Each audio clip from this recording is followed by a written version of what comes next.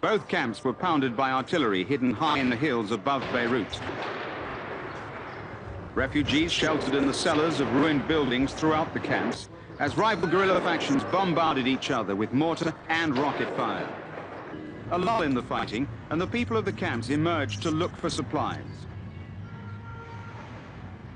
Syrian troops, powerless to prevent the Palestinian faction fighting, manned checkpoints and roadblocks around both camps. It's hard to believe that children could survive here in a place where the struggle for life and death seems interminable. But somehow life is conducted with a semblance of normality, despite the rising death and casualty toll as Palestinian fights Palestinian for control of these shattered camps.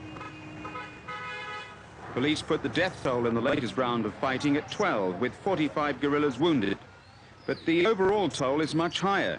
In 12 days of fighting between Yasser Arafat's Fatah guerrillas and their Syrian-backed rivals, the Fatah Uprising organization, almost 190 people have been killed. The authorities say another 174 are being treated for wounds.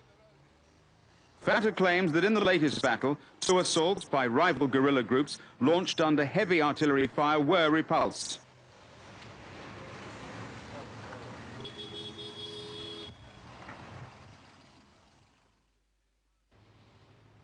This is Madi, better known as the Hostage Hotel.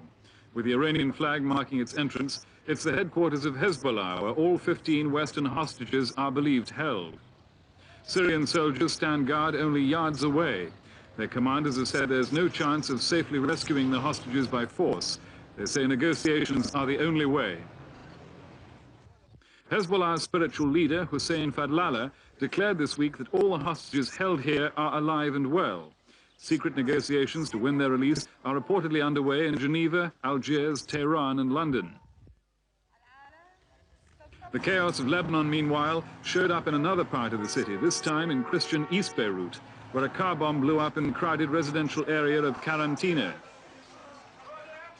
Police said the car contained 45 pounds of explosives. It was the 6th car bomb in Lebanon this year, the 4th in East Beirut, leaving a total of at least 94 people dead and more than 250 wounded. The sorrow clearly showed. The Christian militia controlling East Beirut said it defused another car bomb just moments before it was due to explode in the same neighborhood.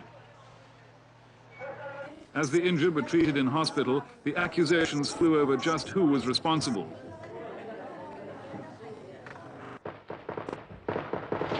It was one of the fiercest onslaughts in 15 straight days of fighting.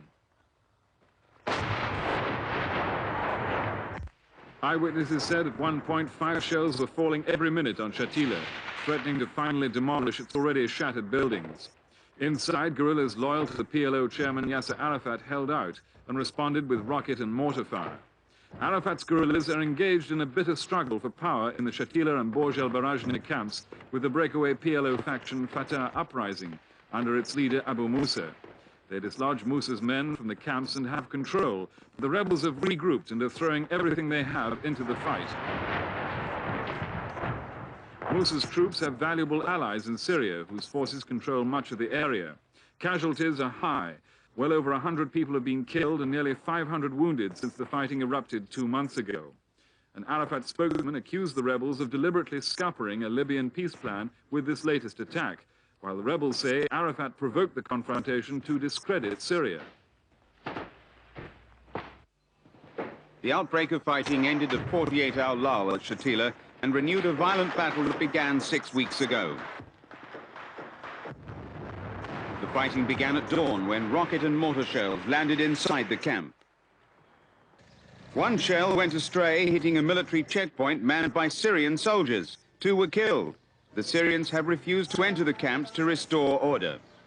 The closest they get is here at the entrance to the Bourj al-Barajneh refugee camp. The fighting between loyalists of Yasser Arafat and his rival Abu Mousa has left 118 Palestinians dead and more than 500 injured. That's why Arafat traveled to Algeria for talks with President Chadli Benjedid. Arafat's forces are suffering badly in the camp clashes, and he wants Arab leaders to pressure Syria to take concrete action.